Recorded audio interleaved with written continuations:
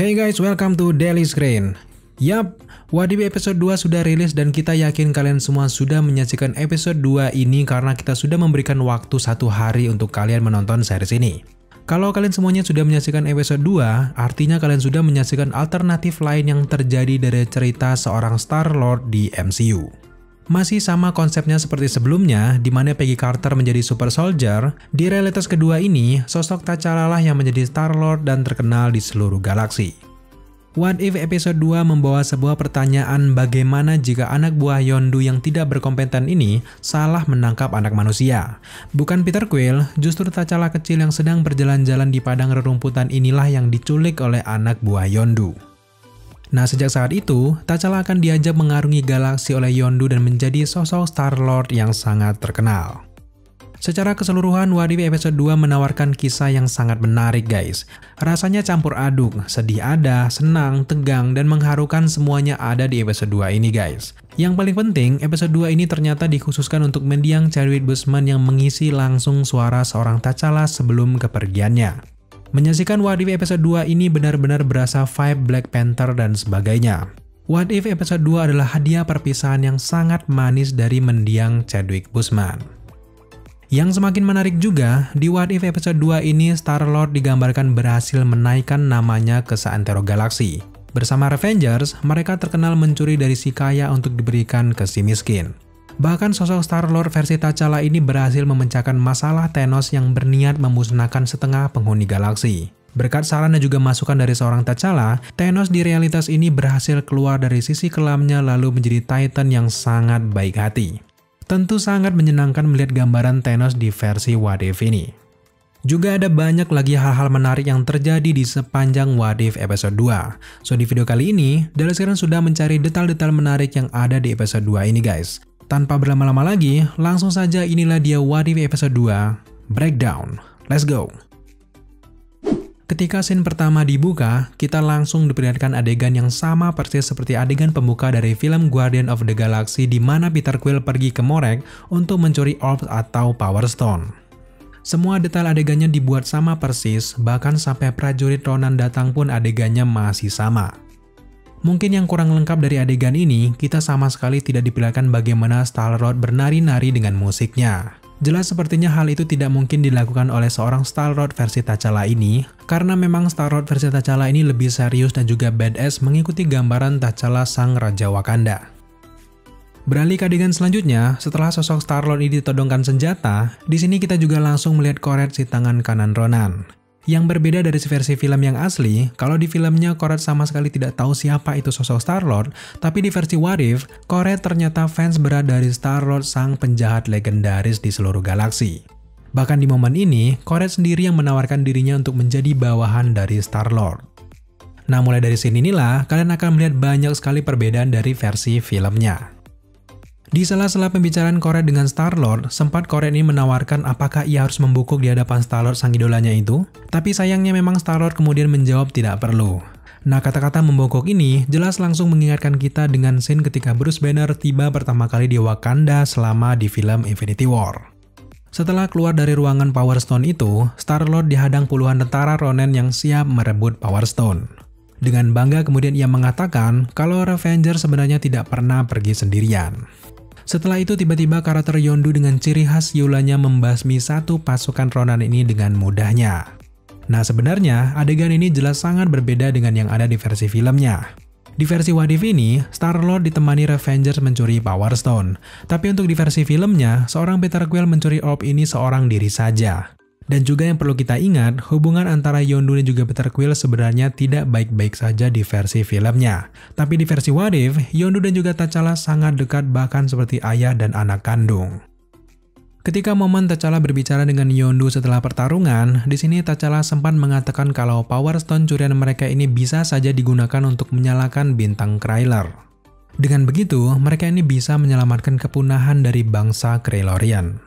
Nah, tahukah kamu, budak dari The Collector yang bernama Karina ini juga merupakan bangsa dari Krylorian yang hampir punah itu. Nah, sejauh ini, jelas sebenarnya Star-Lord juga tahu nasib yang dialami oleh bangsa Krylorian dan ingin menyelamatkan mereka. Sampai pada akhirnya nanti Karina juga akan bertemu dengan T'Challa. Masih di pembicaraan antara Yondu dengan Star-Lord ini. Di sini Star-Lord sempat mengatakan kalau Revengers masih menggunakan jenis operasi yang sama seperti dulu, maka sosok Yondu hanya akan memiliki setengah dari giginya saja.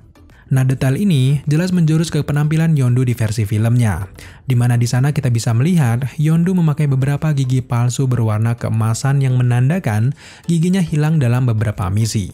Sedangkan untuk di series What If ini, karakter Yondu tampil dengan gigi putih yang cemerlang menandakan bahwa setiap misi yang dijalankan mereka dapat berjalan dengan mulus berkat T'Challa yang sangat jenius. Beralih ke adegan selanjutnya, tepat ketika scene Revengers ingin pergi, di pesawat Star-Lord ini kita bisa melihat ada tulisan Mandela. Nah, ternyata di versi What If ini, nama kapal Star-Lord adalah Mandela. Nah, nama ini merupakan nama dari idola T'Challa di bumi yaitu Nelson Mandela. Sedangkan di versi filmnya, kapal Star-Lord ini dinamai dengan Milano karena Milano adalah nama dari artis Alicia Milano yang merupakan minat cinta Peter Quill di masa kecil. Selanjutnya scene berganti ke adegan flashback ketika T'Challa kecil berada di Wakanda pada tahun 1988. Nah, menariknya, tahun 1988 ini tidak jauh ketika adegan flashback Black Panther ketika ayah T'Challa bertemu dengan Jobu di California tahun 1992. Untuk detail kecil umur T'Challa ini jelas sangat diperhatikan oleh Marvel Studio. Nah, di sini ini kita juga bisa melihat bagaimana keluhan sang anak Raja Wakanda yang mengeluh karena merasa terisolasi dari negeri luar. T'Challa di sini secara langsung meminta kepada ayahnya untuk segera mengabarkan keberadaan Wakanda ke dunia luar. Nah, jelas scene ini mewakili misi T'Challa di akhir dari film Black Panther.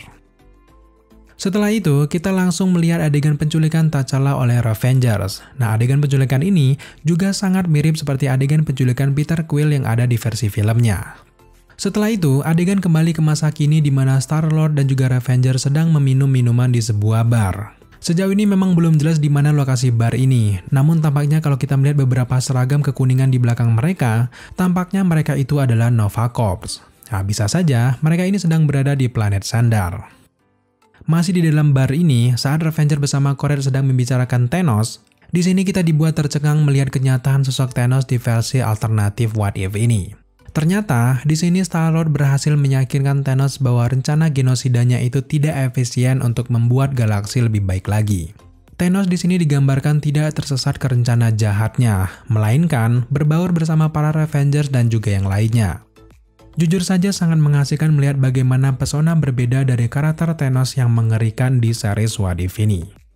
Masih momen di dalam bar ini, di sini kita juga melihat sosok Drake yang versi bahagia dan menyenangkan. Nah, berbeda dengan versi filmnya, istri dan juga anak Drake di versi ini masih hidup karena Ronan dan juga Thanos tidak pernah menghancurkan planet tempat Drake hidup.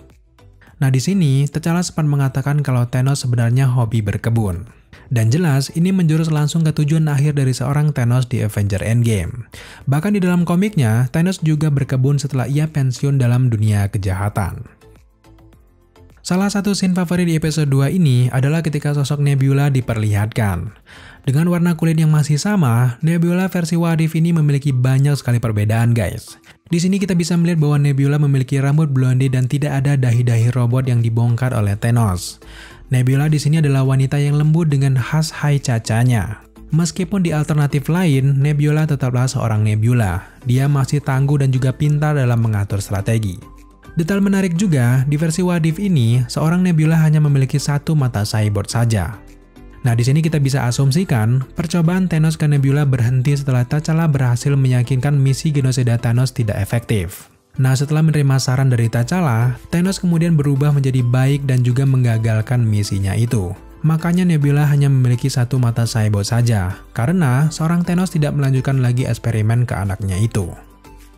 Tepat ketika scene memperlihatkan Nowhere tempat The Collector, kalau kalian perhatikan lebih jeli lagi, detail koordinat di What If ini, ternyata koordinatnya masih sama seperti koordinat Nowhere yang ada di versi filmnya. Setelah para Revengers dan juga Thanos tiba di Nowhere, di sana kita bisa melihat bahwa Black Order ternyata adalah anak buah dari The Collector.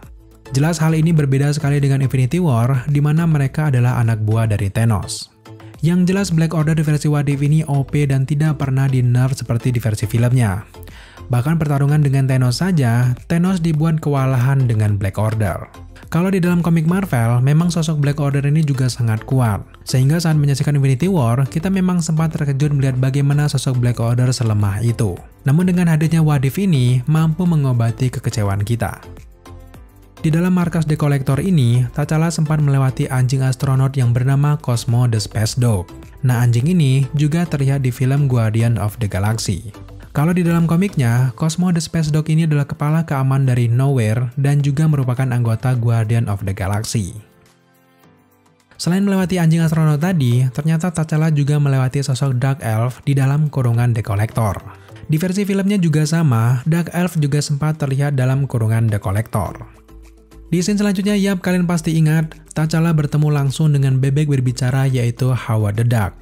Di Guardian of the Galaxy, Howard the Duck juga terlihat memegang gelas minuman yang sama. Bedanya untuk di series What If ini, Howard the Duck dikeluarkan oleh T'Challa dan memiliki banyak scene serta berbicara. Buat kalian semuanya yang mau tahu bagaimana asal-usul dari Howard the Duck ini, silahkan kalian cek video kita sebelumnya karena memang kita sudah membahas asal-usul dari karakter satu ini. Selain melewati beberapa karakter yang sudah kita kenal, sebelum menuju ke lokasi misi, T'Challa juga sempat melewati beberapa kapal terkenal Marvel. Salah satunya, di sini kita melihat ada Nova Corps Ship. Selanjutnya ada lagi pod yang digunakan anak buah Ronan di Guardian of the Galaxy. Tidak ketinggalan, di sini juga ada kapal milik Grandmaster yang terkenal di film Thor Ragnarok. Selanjutnya, ada juga kapal yang kita duga ini milik Hank Pym. Kapal ini digunakan oleh Scott Lang dan juga tim memasuki Quantum Realm di film Ant-Man and the Wasp.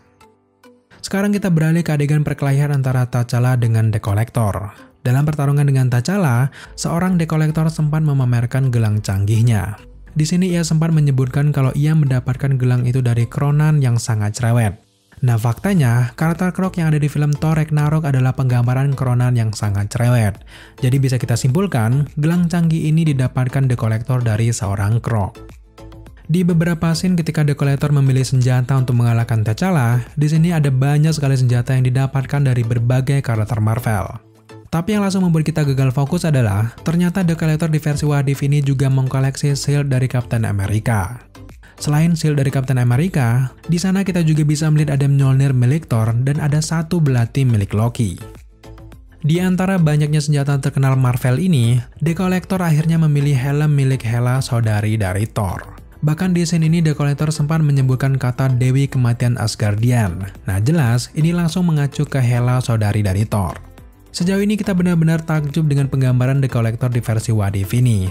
Dia di sini digambarkan sangat kuat dan juga berkuasa. Berbeda sekali dengan versi film yang tidak terlalu mencolok untuk ukuran orang yang mengkoleksi barang-barang yang sangat berharga. Ketika momen Yondu membantu T'Challa menghadapi The Collector, di sini kalian akan mendengar lagu tema dari film Guardian of the Galaxy.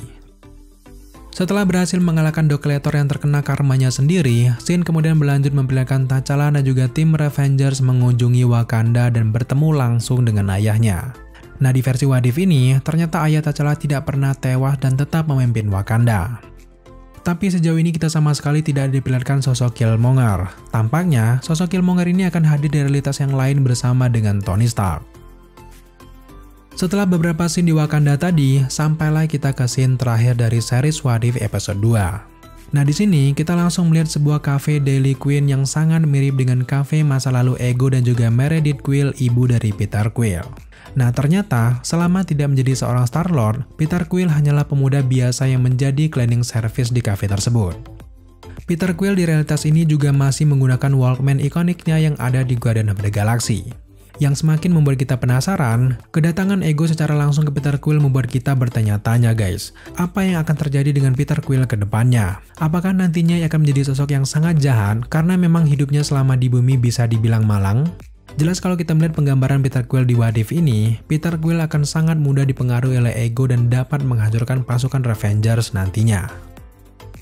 Jelas kita berharap semoga saja ada kelanjutan dari kisah Peter Quill, T'Challa hingga ke Peggy Carter di akhir episodenya nanti. Oke guys, sejauh ini itulah detail-detail menarik yang bisa kita temukan selama menyaksikan What If episode 2. Jujur saja episode 2 ini membuat kita betah menyaksikan kisah dari What If. Harapan kita, semoga episode 3 memberikan kejutan yang tidak kalah keren dengan episode 2 ini. So mari kita tunggu saja sampai di hari Rabu depan. Oke guys, terima kasih yang sudah menyaksikan video ini sampai akhir. Jika kalian suka dengan konten seperti ini, jangan lupa dukung kita dengan cara subscribe, like, komen, dan share. Serta jangan lupa juga untuk nyalakan notifikasi, agar kalian mengetahui apabila Dallas Keren mengupload video setiap harinya. Thank you guys.